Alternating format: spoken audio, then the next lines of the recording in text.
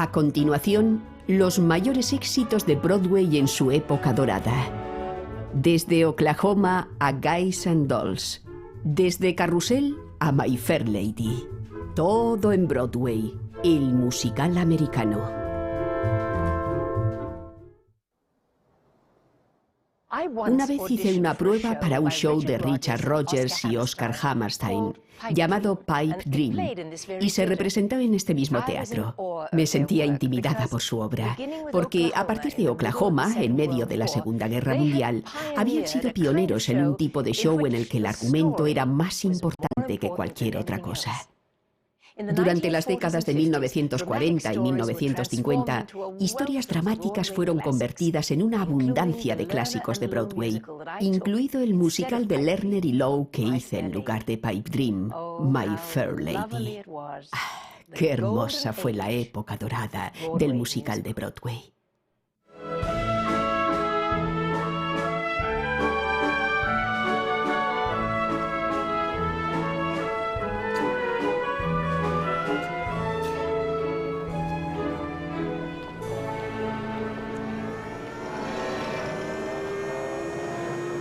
Durante la Segunda Guerra Mundial, debido a que la amenaza de aviones enemigos era un temor constante, las luces de Nueva York se apagaban frecuentemente. Broadway, target number one for pleasure seekers of the world. Oh, you can douse its glimmer for an hour. You can pull some switches and make it dark as pitch. But the lights are all there waiting, and they'll come on again as sure as shooting. Because this is Broadway. Because this is America.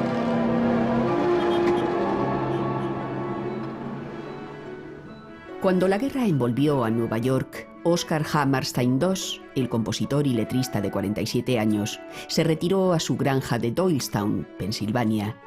Allí, durante la primavera de 1942, estuvo luchando para adaptar Carmen, la ópera de Bizet, y convertirla en un musical negro. My grandfather was at a low point in his career. He was considered something of a has-been and a relic of an earlier time.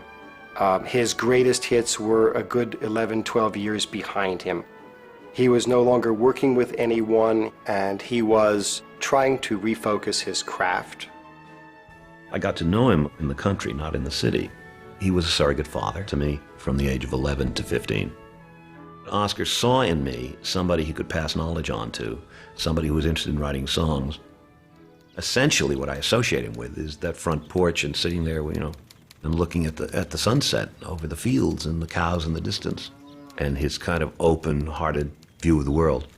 En abril de 1942, Oscar recibió una llamada del compositor Richard Rodgers que quería convertir una obra de teatro sobre rancheros y vaqueros en un nuevo musical. El compañero de Rodgers, Larry Hart, estaba mal de salud, deprimido e incapacitado para trabajar.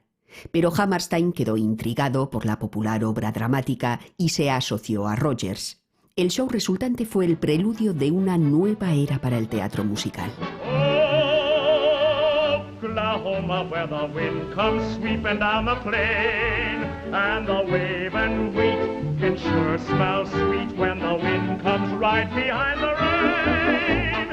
Oh, Oklahoma, every night my honey lamb and I sit alone and talk and watch a hawk making lazy circles in the sky.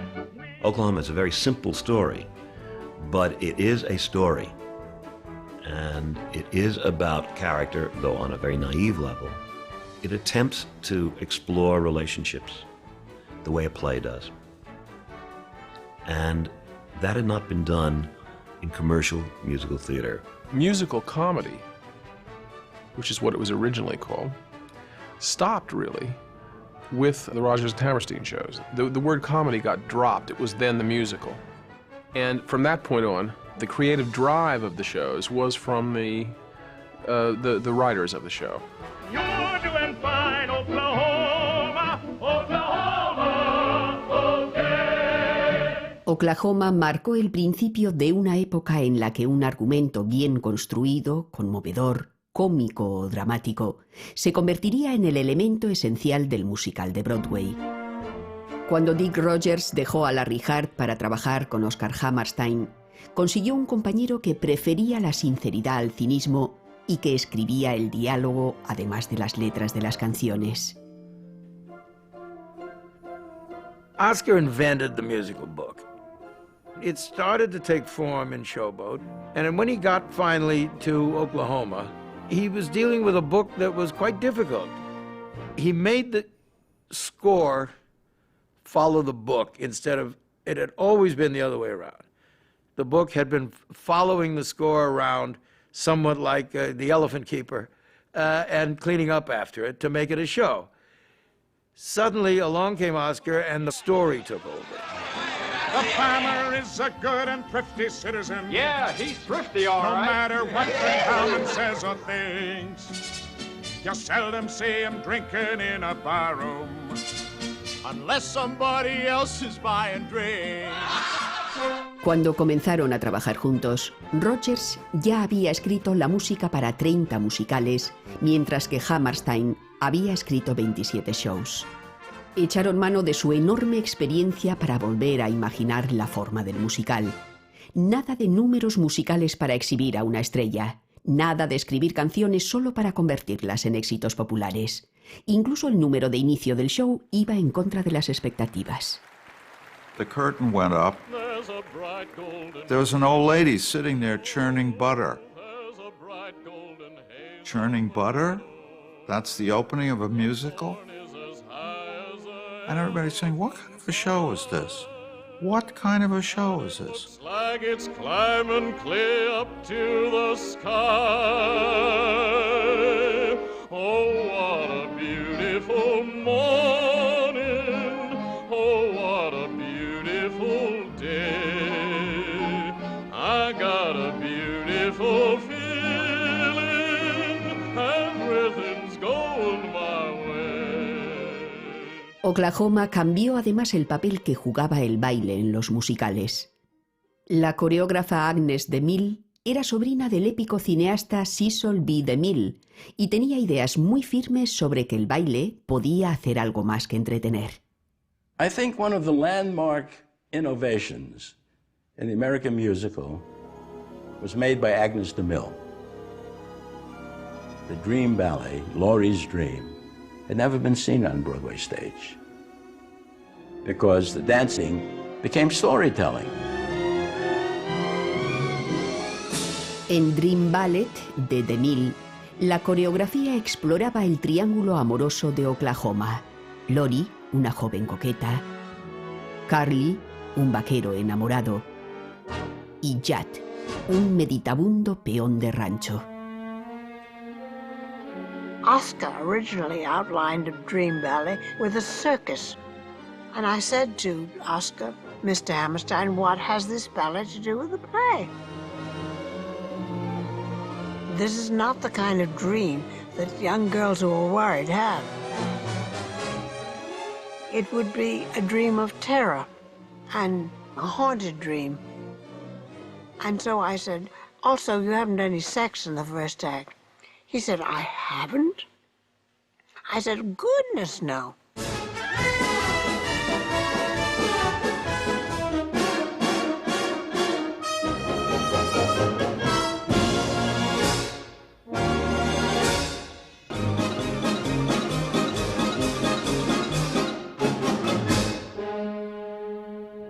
Cuando Oklahoma se estrenó en el St. James Theatre, Estados Unidos llevaba 16 meses en guerra. Para llenar asientos vacíos, los actores ofrecían entradas gratis para atraer a los soldados estadounidenses al teatro. La emotiva respuesta de los soldados al show permitía vislumbrar el enorme éxito futuro. Everybody who came to that show, all the soldiers, went overseas for the duration. And I remember so well that triple row of uniforms at the back. The men watching this folksy show, happy, light, with the tears streaming down their cheeks because it symbolized home and what they were going to die for.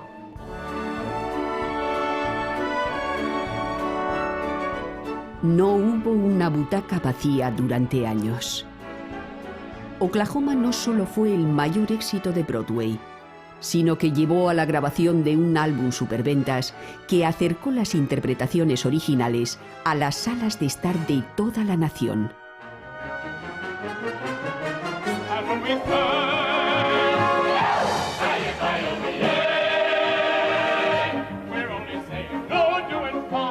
Oklahoma se representó durante 5 años seguidos, batiendo el récord de musical más representado con más de 800 funciones.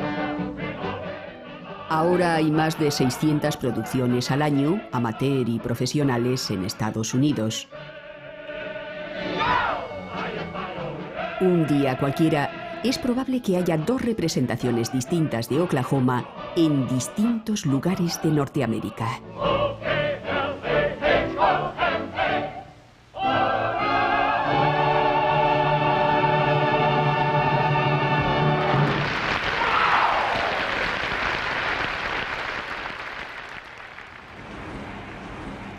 We've got one day here and not another minute to see the famous sights.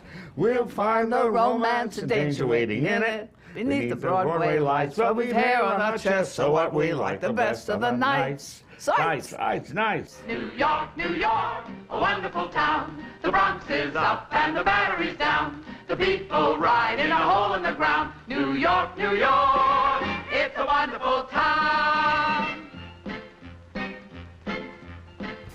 Animados por el éxito de Oklahoma, en 1944 se reunió un grupo de jóvenes artistas para crear un nuevo musical. Adolph Green, Betty Comden, Leonard Bernstein y Jerome Robbins tenían 20 y tantos años. Siguiendo el ejemplo de Oscar Hammerstein, se dispusieron a escribir lo que entonces se llamaba el musical integrado. We were all novices, we really were. We didn't know a goddamn thing about doing a show. We just decided to write down, what we wanted to do or not do. We wanted the show to be integrated. We wanted everything in it to serve the show. We wanted things to be direct and simple and honest and not fancy, not phony. I think we wrote all this down on a piece of paper. El musical titulado On the Town era la historia de 3 marinos con un permiso de 24 horas en tierra que buscaban diversión y romance en Nueva York. One unusual thing about On the Town, which makes it unique, I think, even today, is Lenny's score is a symphonic score. The reason it hasn't happened again is that nobody could do it but Lenny. Bernstein was able to capture a kind of hyper-energized throb of the city, and he saw that the orchestra itself could be a major protagonist in the musical, and the dance sequences could have a kind of drive, a kind of danger that was very powerful. Jerome Robbins había colaborado ya con Bernstein en el ballet Fancy Free. Hacer la coreografía de un musical le daba la oportunidad de mezclar ideas procedentes de su formación en la danza clásica con fantasiosas historias y situaciones cómicas. It was all very contemporary. The war was still on, the sailors were around, the life was right there on the streets for us to see. He was very funny. Jerry is one of the few choreographers who really had humor. And the vitality of New York and ordinary people like subway riders and sailors and not magic swans or enchanted princes, but, people.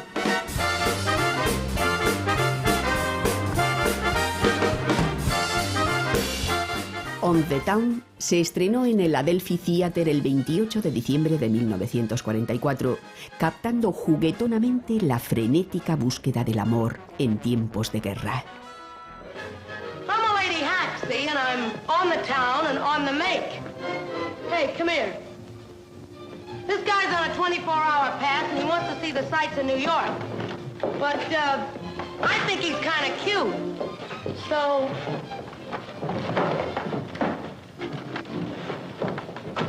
Well, let's go up to my place. I'd like to, lady. What's really fascinating is the sense of power that the women on the town have. These women have sexual drives, are assertive, are in command, and that Laurie from Oklahoma was invented. And 1 year later, you have Hildy and Claire who are like, come here, I need a man. Let's go to my place. Let's go to Cleopatra's Needle. Let's go to my place.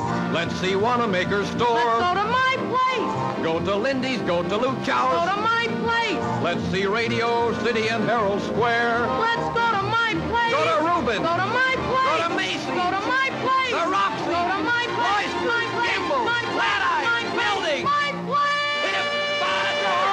My place. Junto con las humorísticas escapadas de sus jóvenes amantes, On the Town captaba vívidamente el espíritu de un país en guerra, con un futuro incierto.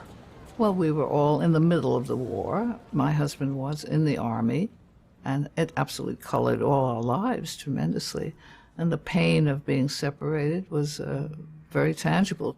Where has the time all gone to? Haven't done half the things we want to. Oh, well, we'll catch up some other time. There's so much more embracing still to be done, but time is racing. Oh, well, we'll catch up some other time. I did have the feeling of what a brief moment life and joy can be. The feeling of poignancy that you cram as much as you can into the few hours you've got because you don't know whether you'll have any more. That hangs over the whole show.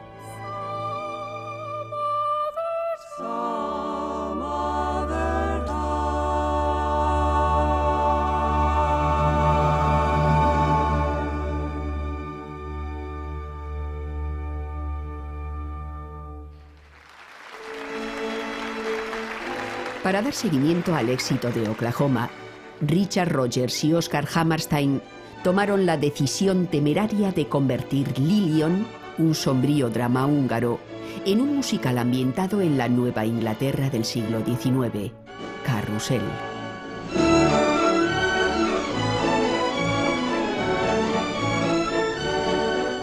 En la parte central de la obra había una intensa aventura amorosa condenada al fracaso. No era el tipo de idilio que tipificaba los musicales de Broadway. Say, tell me something. Ain't you scared of me? I mean, that's what that cop said about my taking money from girls. I ain't scared. That's your name? Julie? Julie something? Julie Jordan. I don't think they questioned for a moment the advisability of doing something about a guy who was pretty rough on his wife and who committed suicide. Oklahoma gave them the confidence to say, this is a great story. People don't usually do stories like this in the musical theater, but let's do it. If I loved you time and again, I would try to say all I'd want you to know.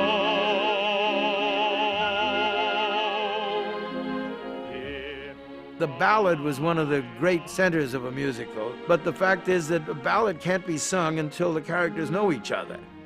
You can't sing undying love to someone you just met. So Oscar invented the conditional ballad. The first one I know about was in Showboat, only make-believe. We're just make-believe we're in love. Then comes Oklahoma. People will say we're in love. We're not, but people will say we're in love. Then Carousel comes along. If I loved you. It's all in future. It's all in conditional. And so you could have a wonderful ballad in the first act. That was Oscar's invention and brilliance. If I loved you.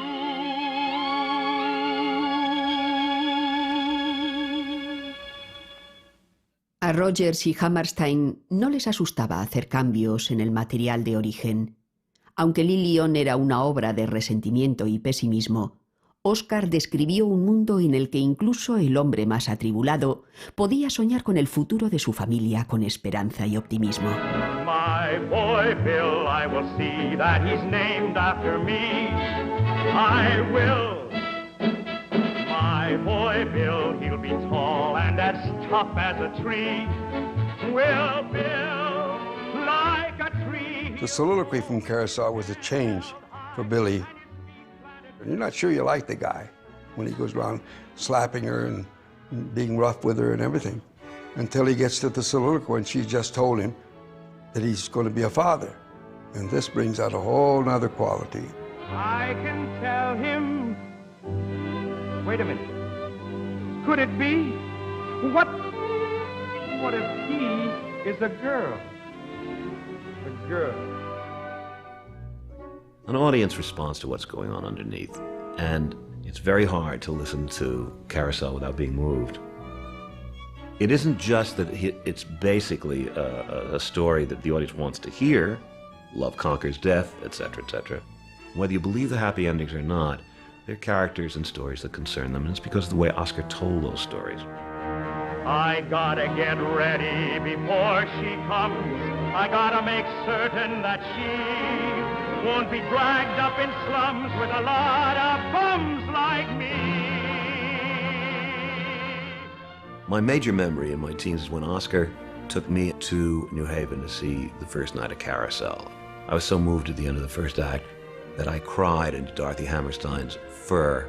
She had this good luck fur she always wore, and you know, tears can stain fur, and I think she was never able to use it again because I was bawling so heavily. But I remember the way the stage looked at the end of the first act, and I was just awash. She's gotta be sheltered and fed and dressed in the best that money can buy.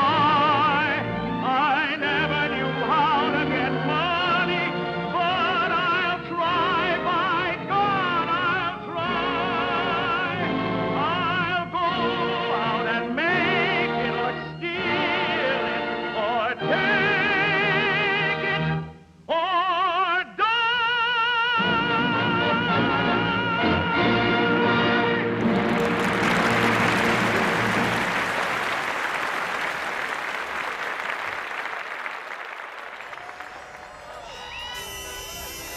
A las 3 semanas del estreno de Carrusel, la guerra en Europa se había terminado.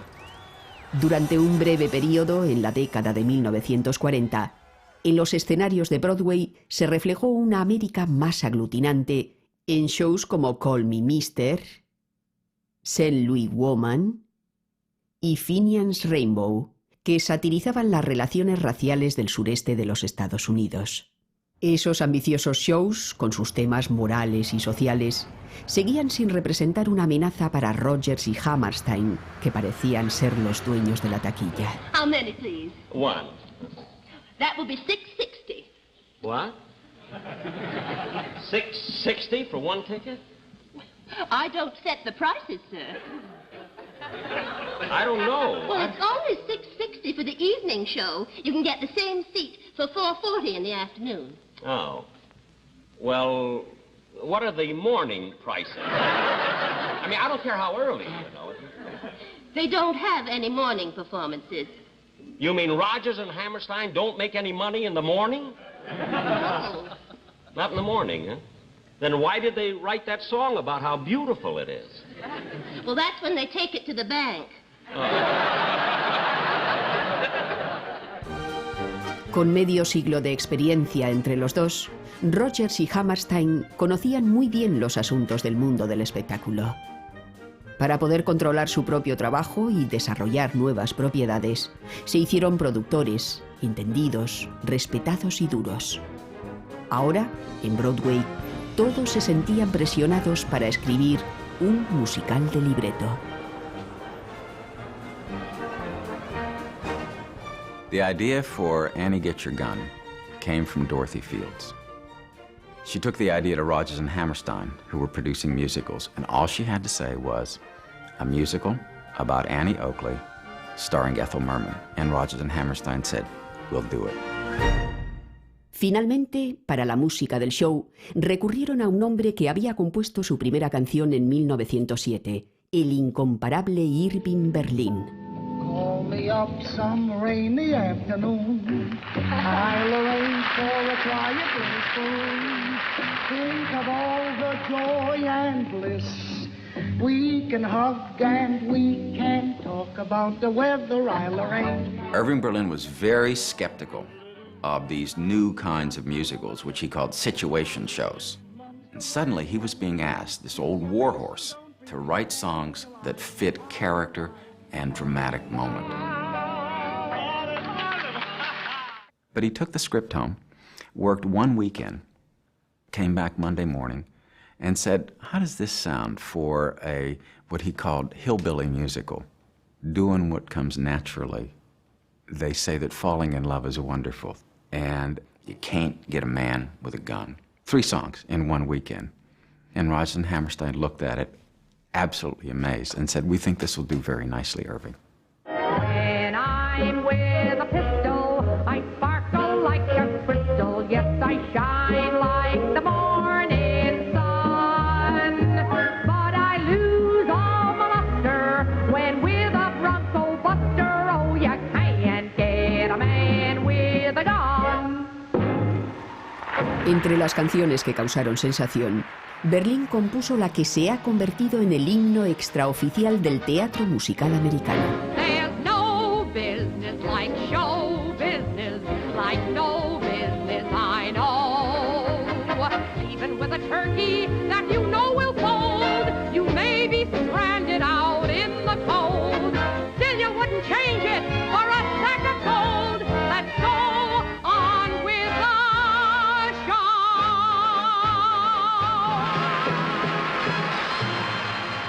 Annie Get Your Gun produjo 8 canciones de éxito, un número inusitado para un solo show, pero la partitura hizo poco para avanzar la nueva forma de musical de libreto.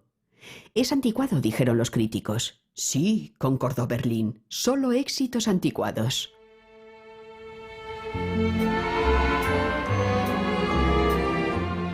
Berlin no era el único compositor veterano que quería seguir de actualidad en Broadway. In the late 40s, Rodgers and Hammerstein had become sort of the kings of Broadway musicals, and Cole Porter had several failures, and maybe people thinking he was a little passé. Then came Kiss Me Kate, and that speaks for itself. He was never passé. Another opening, another show in Philly, Boston, or Baltimore. A chance for stage folks to say hello. En 1947, cuando la escritora Bella Spivak sugirió una versión musical de La fierecilla domada de Shakespeare, Porter aceptó escribir la música y las letras. We open in Venice, we next play Verona, then on to Cremona. La Palazzo in Cremona, our next joke is Parma. Let Dopey Mopey Menace, then Mantua, then Padua, then we open again. Where? We open in Venice, we next play. En Bésame Kate se incluía una obra dentro de una obra, que entrelazaba una producción shakespeariana con el tumultuoso idilio entre bastidores de la pareja de protagonistas. Broadway was always breaking barriers. My first line in Kiss Me Kate was, "You bastard." And when I finally said it in the theater, the gasp from the audience was incredible. Oh, no! It's slightly different nowadays, isn't it? Cole Porter led the way in writing adult songs about love and sex. It's too darn hot. It's too darn hot. I'd like to sup with my baby tonight. He wrote candidly. He defied the censors. He probably more than any other songwriter in this century made it possible for the openness that we have in all popular music. 'Cause it's too darn hot. It's too darn hot. It's too darn hot. Cole Porter and Irving Berlin did not have to reinvent themselves because Richard Rodgers and Oscar Hammerstein had found a new way of doing shows. If anything, they simply needed to reaffirm their ability to do what they always did so well, which was to write great songs and create entertainment that the public liked. Con el estreno de Bésame Kate, en diciembre de 1948, Porter disfrutó siendo el centro de atención de Broadway durante 3 meses, hasta el estreno de un nuevo musical de Rodgers y Hammerstein, al sur del Pacífico, muy ponderado por la crítica. Some enchanted evening, you may see a stranger, you may see a stranger, but a crowded room. Un día Porter oyó Some Enchanted Evening por la radio y un amigo le preguntó, ¿quién escribió esa canción? Rodgers y Hammerstein, respondió Cole. Si te imaginas que hagan falta 2 hombres para escribir una canción.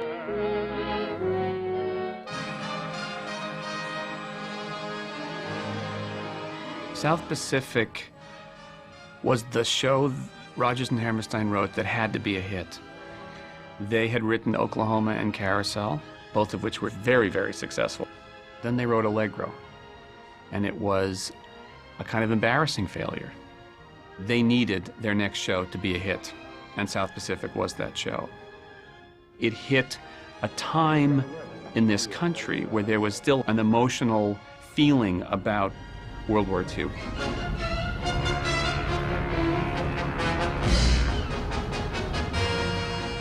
Tras la guerra, los soldados regresaron a una Norteamérica en la que el trato a las minorías había cambiado poco.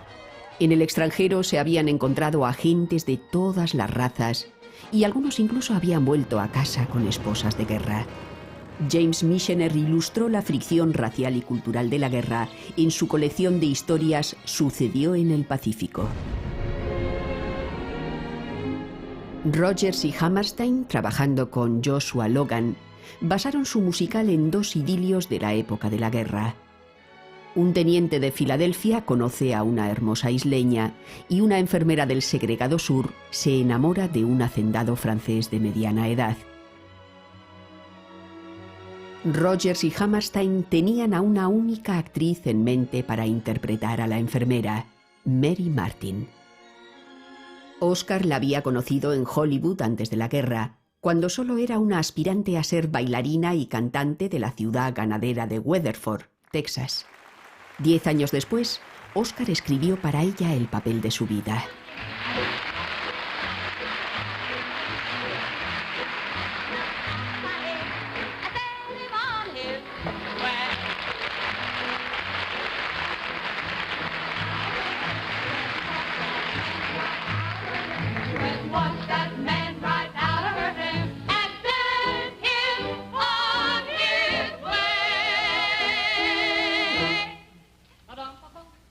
Aunque ama al francés al principio, la enfermera lo rechaza porque había tenido 2 hijos mestizos.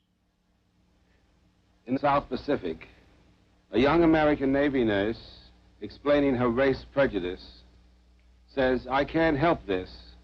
This is emotional. It was born in me." A young Marine lieutenant, played by my friend here, Bill Tabbert, says, "It's not born in you. It happens after you're born. You've got to be taught to hate and fear. You've got to be taught from year to year. It's got to be drummed in your dear little ear. You've got to be carefully taught. South Pacific produced quite a lot of backlash, particularly over the song You've Got to Be Taught, which a lot of people felt was unacceptable. Oddly made, and people whose skin is a different shade. You've got to be carefully taught. You've got to be taught. Some businessmen came to see me and said, "Won't you ask Rodgers and Hammerstein to kill that song, You Have to Be Taught? Because it deals with interracial matters, and we don't like the idea of the guy being in love with the island girl anyway, and this song just rubs it in." The show was long. It would have been very easy to cut it. And Rodgers and Hammerstein asked me what I thought, and I said, well, if you cut that song, you cut the whole musical. And they said, that's precisely what we think. En lugar de simplemente celebrar el esfuerzo estadounidense en la guerra, al sur del Pacífico desafiaba al país a enfrentarse a su intolerancia racial tan profundamente arraigada.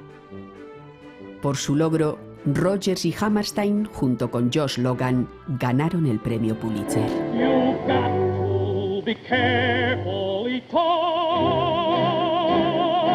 You've got to be carefully taught.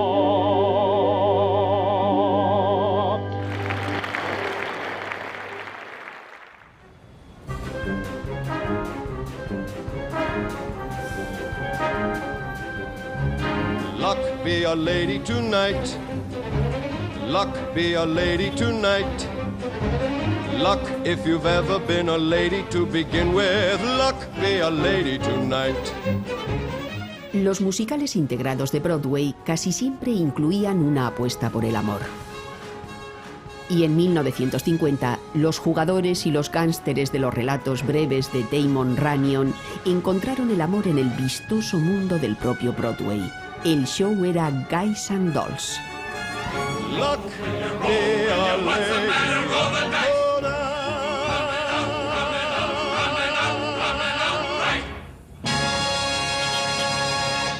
We called it a musical fable. See, Damon Runyon, he wrote a kind of an idealized New York fella. My theory was to treat these mugs as ladies and gentlemen. I wrote Guys and Dolls as though I were Noel Coward.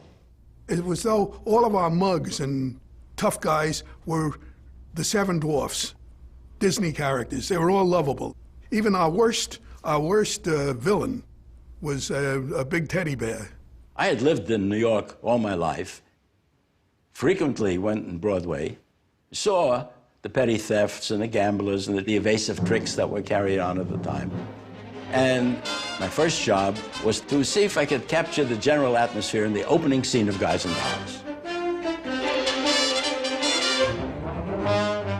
The first 15 minutes of Guys and Dolls is all done musically, from the opening scene to the Mission Band coming on singing Follow the Fold, followed by the three gamblers who go up to the newsstand and sing I Got the Horse Right Here. His name is Paul Revere. It's from a handicapper that's real sincere. I'm picking Valentine, cause on the morning line, the guy's got him figured as 5 to 9. So make it F10, he wins it by a half, according to this here in the telegraph. F10, Paul Revere, I got the horse right here.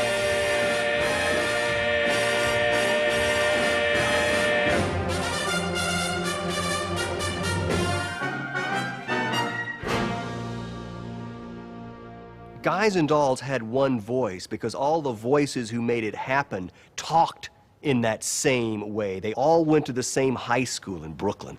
These were guys that knew this material. They had read Runyon as kids. And the guy who made the songs for this was maybe the truest mug of all, Frank Lesser.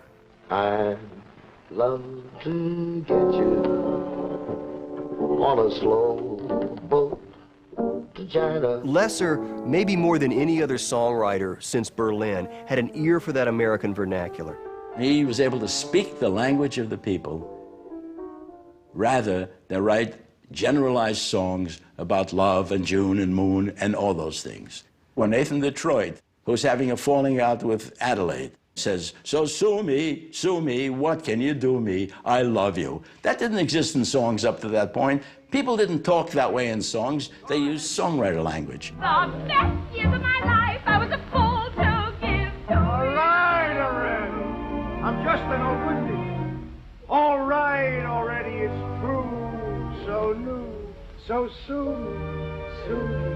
What can you do? I love you. Oh, the prayer meeting.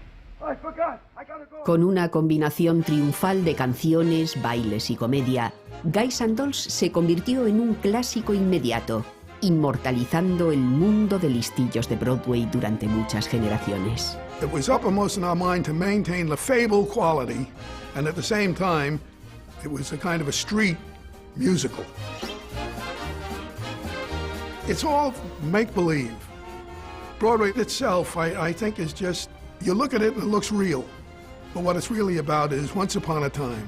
When some lazy slob gets a good steady job and he smells from Vitalis and Barbasol. Call it dumb, call it clever, but you can give odds forever that the guy's only doing it for some dough, some dough, some dough. The guy's only doing it for some dough.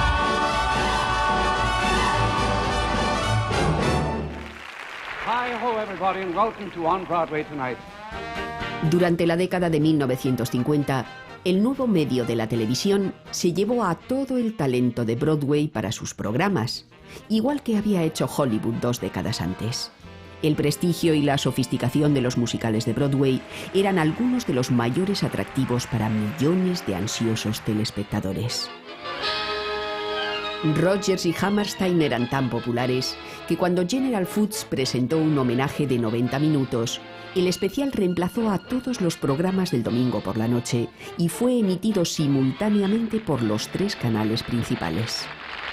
Let's get on with it. Now, let's see, who are you two again? Say, you're pretty famous. Every kid in the country knows you, Roy Rogers, huh? King of the Cowboys. Then this must be Trigger, huh? No, this is Hammerstein. Well, that's an odd name for a horse. Pero el show de variedades de Ed Sullivan, el domingo por la noche, fue el escaparate más importante para los musicales de Broadway. Rodgers y Hammerstein aparecieron en la primera emisión y en 1951, acompañados por Gertrude Lawrence, visitaron el Ed Sullivan Theater en Broadway en 1697.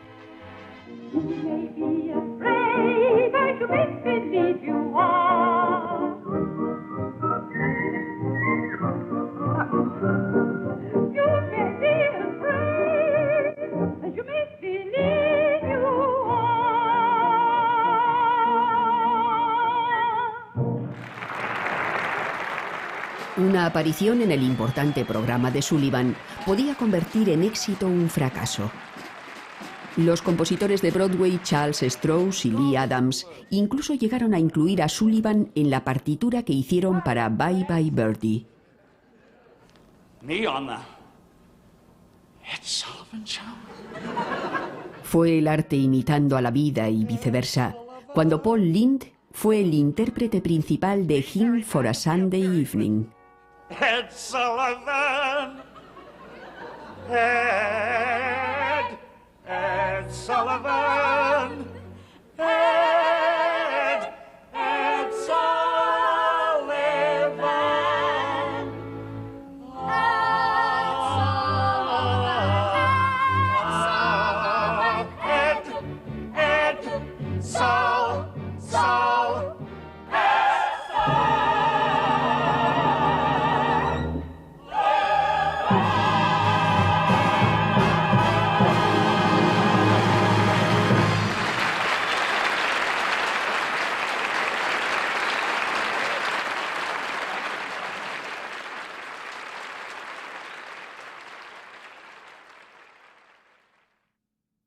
Cuando tenía unos 19 años, hice una prueba para Richard Rodgers y canté mi aria a grito pelado, tan alto como pude. Y cuando terminé, el señor Rodgers subió al escenario y dijo: "Ha sido realmente adecuado". Y yo dije: "Ah, ¿de veras?". Y le dio la risa y dijo: "Ha sido maravilloso, gracias". Y me preguntó si había hecho pruebas para alguna otra cosa para la temporada siguiente. Y le dije que había estado hablando con Alan J. Lerner y Frederick Lowe para un musical que pensaban titular My Fair Lady. Y Rodgers pensó en aquello un momento y dijo: "Si se lo piden, debería hacer My Fair Lady. Pero si no se lo piden, nos interesaría mucho contratarla". Y claro, fue el mejor consejo que me podía haber dado.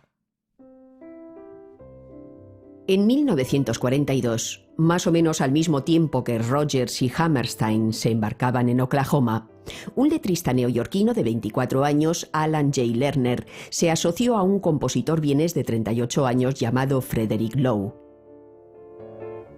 We called Frederick Lowe Fritzy, and I met him in my very first show on Broadway. He played the piano in the pit, and he would say, same thing every night. He would say, someday, he was Austrian. They had an accent. He would say, someday I am going to write the best musical on Broadway. Many, many years later, I'm standing backstage at the opening of My Fair Lady, and Fritzy came over to me and he whispered in my ear and he said, well, he said, I wrote the best musical on Broadway, and indeed he had. Lerner y Lowe pasaron años intentando convertir una obra clásica, Pygmalion, de Bernard Shaw, en un musical. Oscar Hammerstein le había dicho a Lerner, es imposible, admitiendo que Dick Rogers y él habían trabajado en ello durante un año hasta desistir. En Pygmalion no había historias de amor, un problema importante para un show de Broadway. El punto de inflexión para Lerner y Lowe llegó cuando decidieron seguir la versión cinematográfica de 1938.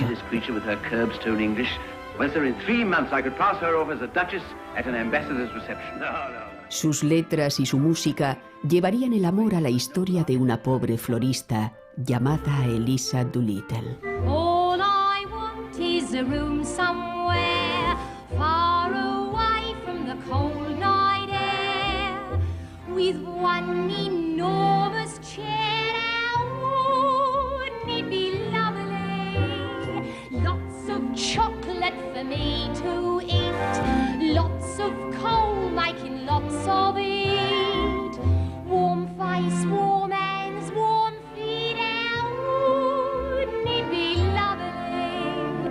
Oh, Rex Harrison fue el elegido para interpretar a Henry Higgins, el maestro de Lisa, un actor temperamental que nunca había cantado en el escenario. I knew I was never going to be able to sing properly, so I got this man in and I said, what the hell am I going to do with this? With these numbers? And he said, well, what about talking on pitch? From an average man am I. An average man am I, of no eccentric whim, who likes to live his life free of strife, doing whatever he thinks is best for him. Just an ordinary man. But there's a woman in your life. Stop, stop, stop, stop, stop! Take it out. I demand that be taken out. Take out what? That ya-ta-ta-ta-ta-ta. It's so loud. How do I know where to sing? You'll get used to it, eh? I will never get used to it. You know, you rehearse with the piano, and then you hear the orchestra, and instead of hearing da-da-da-dee-da-dum, da-da-da-dee-da-dum, you hear diddle-diddle-diddle-diddle, boom-boom-boom, diddle-diddle-diddle-diddle, boom-boom-boom, and you don't know where you are. This happens to many people, including a good singer. Well, Rex panicked. We have to come to some understanding about this, you know, otherwise the curtain will not go up tomorrow night. Let's go on to the next. El miedo escénico de Rex Harrison y la inexperiencia de la protagonista fueron dejados a un lado por el director Moss Hart, y cuando My Fair Lady se estrenó en marzo de 1956, fue aclamado inmediatamente como un hito del musical americano. I could have danced all night, I could have danced all night, and still have begged for more. I could have spread my wings and done 1,000 things I've never done before.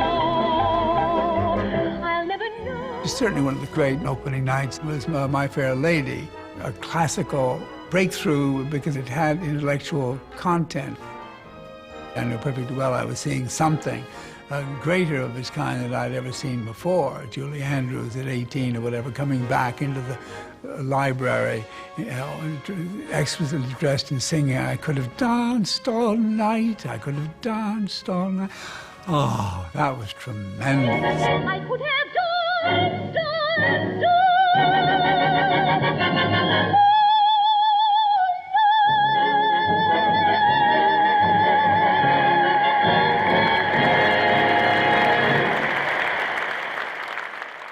Aquel cuento de la Cenicienta por excelencia fue irresistible para América.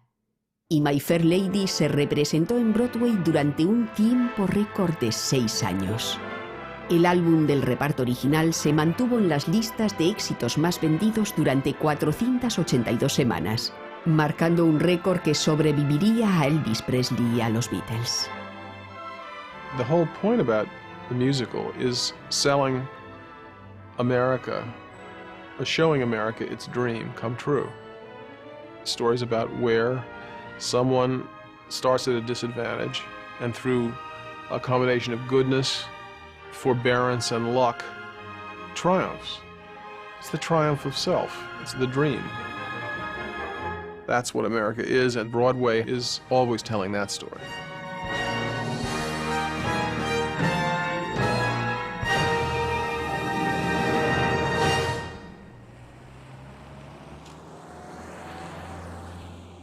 En 1957, Mary Martin les pidió a Rodgers y Hammerstein que escribieran una canción para un show en el que estaba trabajando, un proyecto que finalmente se convirtió en Sonrisas y Lágrimas. Mientras la escribían, Oscar comenzó a tener dolores de estómago y después de haber empezado los ensayos le diagnosticaron un cáncer. Oscar was dying and he had a lunch for his birthday, and he had on top of the piano 2 small piles of formal photographs. He asked me if I wanted one, and I thought, you know, it's like my father giving me, you know, but I said, sure, I'd love to have one. I said, would you sign it? And he looked at me. Lunch was announced. He didn't know what he wanted to sign. Suddenly he got a smile on his face, and he signed it. And it said, for Stevie, my friend and teacher. And in King and I, he talks about how by your pupils you are taught. And that's what he meant. And of course, it was a major moment for me, and still is. Las letras de Hammerstein para Sonrisas y Lágrimas ofrecían un nuevo comienzo y el descubrimiento del amor en lugares inesperados. Su inquebrantable optimismo fue una declaración final apropiada de la filosofía de esperanza de Oscar.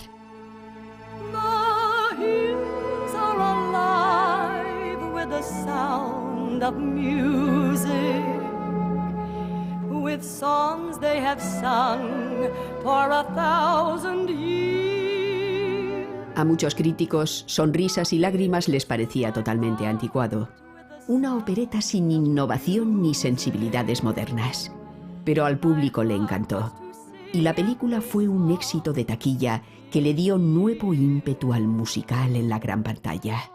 Wants to beat like the wings of the birds that rise from the lake to the trees. My heart wants to sigh like a chime that flies from a church on a breeze. Pero durante las previas del show en 1959, la animosa historia se vio empañada por la mala salud de Hammerstein. Not having Oscar there at the first place out of town must have been very hard for everybody.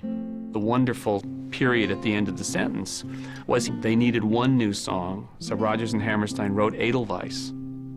Edelweiss,